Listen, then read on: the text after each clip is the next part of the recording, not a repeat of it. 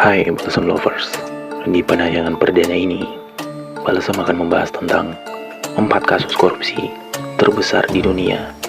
Ada yang sampai 72 triliun rupiah. Apakah kalian tahu, fenomena korupsi sudah ada sejak manusia mulai menata kehidupannya dalam bentuk organisasi-organisasi yang teratur. Intensitas korupsi berbeda-beda waktu dan tempatnya. Seperti problem sosial lainnya, korupsi sangat ditentukan oleh berbagai faktor di luarnya.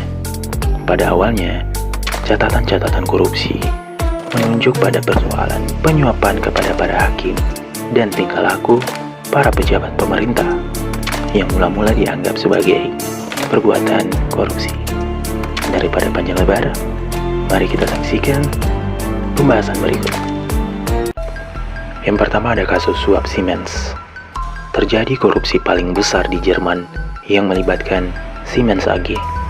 Siemens AG adalah sebuah perusahaan multinasional yang berkiblat di bidang konstruksi, komunikasi, transportasi, serta peralatan medis. Bahkan, kasus tersebut dianggap sebagai kasus paling hina di dunia. Reputasi Siemens sebelumnya dipandang sangat baik, sampai pada tanggal 15 November tahun 2006.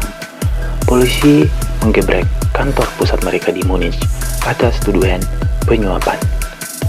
Siemens diketahui menghabiskan uang sekitar 1,36 miliar US dollar yang dimulai dari tahun 2001 hingga tahun 2007 untuk menyogok pemerintah dan pegawai perusahaannya yang berada di berbagai negara dengan dalih sebagai pajak perusahaan. Hal tersebut mereka namakan sebagai pengeluaran yang bermanfaat. Akibatnya, negara tempat perusahaannya mengalami kerugian, sementara Siemens menjadi semakin kaya. Perusahaan Siemens pun mendapatkan sanksi sebesar 1,6 miliar US dollar. Di kasus yang kedua, ada Sani Abacha.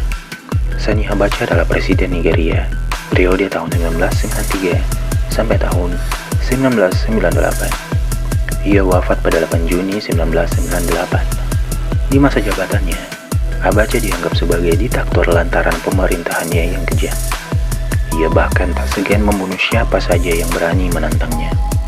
Setelah kematiannya, diketahui Sani Abacha melakukan korupsi sebesar 3 miliar US dollar sampai 5 miliar US dollar atau sekitar 43 triliun rupiah sampai 72 triliun rupiah. Pada tahun 2014, Departemen Kehakiman Amerika Serikat mengungkapkan bahwa lebih dari 458 juta US dollar telah dibekukan oleh Abacha bersama para komplotannya di seluruh dunia. Akibat dari perbuatannya, Nigeria harus terseok-seok membayar warisan yang ditinggalkan Sani Abacha. Di kasus yang ketiga ini adalah kasus korupsi dan pelanggaran HAM dari Alberto Fujimori.